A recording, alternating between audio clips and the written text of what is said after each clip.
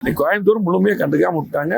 எங்க பார்த்த சாலைகள் பல பிரச்சனை இருக்குது. இப்போ முக்கியமான பிரச்சனை சிறுவாணி டேம் பிரச்சனை இருக்கு. தொடர்ந்து இப்படி பண்ணாங்கன்னா கண்டிப்பா ஒரு 10 நாள்ல மிகப்பெரிய போராட்டம். மகா சன்னிதானம் சாந்தலிங்க ராமசாமி அடிகளாருடைய 100ஆண்டு நிகழ்ச்சிக்கு எங்களுக்கு மருதாசல அடிகளார் அழைப்பு விடுத்து அதை நடத்துறாங்க. இது எப்பவுமே நான் போகக்கூடிய நிகழ்ச்சி. இது நான் மட்டும் இல்லை, கோவை மாவட்டத்துக்கு முக்கியமான போரா வந்திருந்தாங்க. அதுக்கு ஆரம்பத்துக்கு அவங்களுக்கு சம்பந்தம் இல்லை. இதை மிங்கிள் பண்ணி அவங்க போடுறாங்க. அந்த நிகழ்ச்சிக்கு, அதாவது அடிகளாருடைய நிகழ்ச்சிக்கு அவர் சீஃப் கெஸ்டா வந்திருக்காரு. அதுக்கு இந்த என்னுடைய தொகுதி அது. நான் மட்டும் இல்லை, எல்லாருமே அங்கே போயிருக்கவங்க இது பண்ணாங்க. அந்த அடிப்படையில் கொடுத்தோம். இது இதுக்கு ஆர்எஸ்எஸ் நிகழ்ச்சிக்கு நம்ம இப்போ மேலே எப்பவுமே அவங்களும் நம்மளை கூட பண்ணாங்க. அது தனி அமைப்பு. அதே போல தெளிவாக நீங்க புரிஞ்சுக்கணும். அந்த நிகழ்ச்சி நடந்தது வேற. ஆனா இப்ப திமுக அவங்களுடைய கையாளத்தனத்தை குறிப்பா முழுமையா மக்கள் எதிர்ப்பாயிட்டாங்க. இதை மறைக்கிறதுக்கு இப்படி எல்லாம் ஒரு சாதாரண ஒரு மிகப்பெரிய ஒரு மகானுடைய நிகழ்ச்சிக்கு நாங்க போனதை திரிச்சு இப்படி போட்டு இப்படி கிளப்பி விடுறாங்க. இது மனசாட்சி இல்லாத செய்யற வேலை. எங்களை பொறுத்தளவுக்கு தெளிவா அந்த நிகழ்ச்சிக்கு இப்ப மட்டும் இல்ல, அந்த மடம் ஒரு புனித மடம். நாங்க எப்பவுமே போவோம். நான் மட்டும் இல்ல, அது கலந்ததுக்கு போற எவ்வளவு முக்கியமானவங்க எல்லாம் அரசுதாங்க. அத்தனை பேர், எத்தனை விஐபி கலந்துதாங்க, முக்கியமானவங்க கலந்துதாங்க, தன்னார்வ கலந்து எல்லாருமே அந்த நிகழ்ச்சிக்கு, அடிகளாரோட நிகழ்ச்சிக்கு வந்தவங்க தான். அதான் நடந்தது. இதைய இப்படி கிளப்பிட்டு நீங்களே உங்களுக்கே புரியும். இப்ப பிரஸ் பத்திரிகையாளருக்கே புரியும். கோயம்புத்தூரை பொறுத்தளவுக்கு எதுவுமே செய்யறதில்லை. இன்னைக்கு பாத்தீங்கன்னா திமுக எதுவுமே செய்யறது இல்லை. அதாவது அரசு பாரதி இதையும் இந்த முருகன் மாநாடு சொல்லியிருக்காரு, அதை பத்தி பேசியிருக்காரு. அண்ணா விண்டாத்த மாநில பேசியிருக்காரு. அரசு பாரதி அவர் அவர் எப்படின்னு உங்களுக்கு தெரியும். அவர் எப்ப பேசினாலும் பொய் மட்டும்தான் பேசுவார்.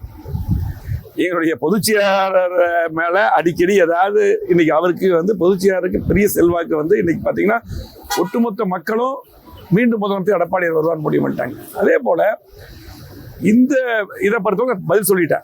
இது முழுமையா அடிகளார் ராமசாமி அவர் ஆதீனம் அவங்களுடைய நிகழ்ச்சிக்கு போனோம்.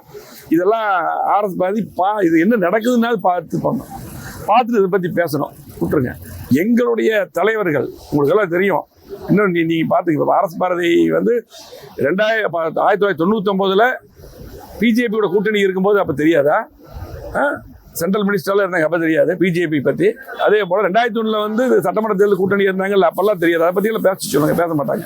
2024 முக்கியமான நாடாளுமன்ற தேர்தல் அண்ணாவை பத்தி சில விமர்சனங்கள் பண்ணின காரணத்தினாலே எடப்பாடியார் துணிச்சலாக ஒரு தைரியமிக்க தலைவராக அப்ப எப்படி முடிவெடுத்தான்னு தெரியும்.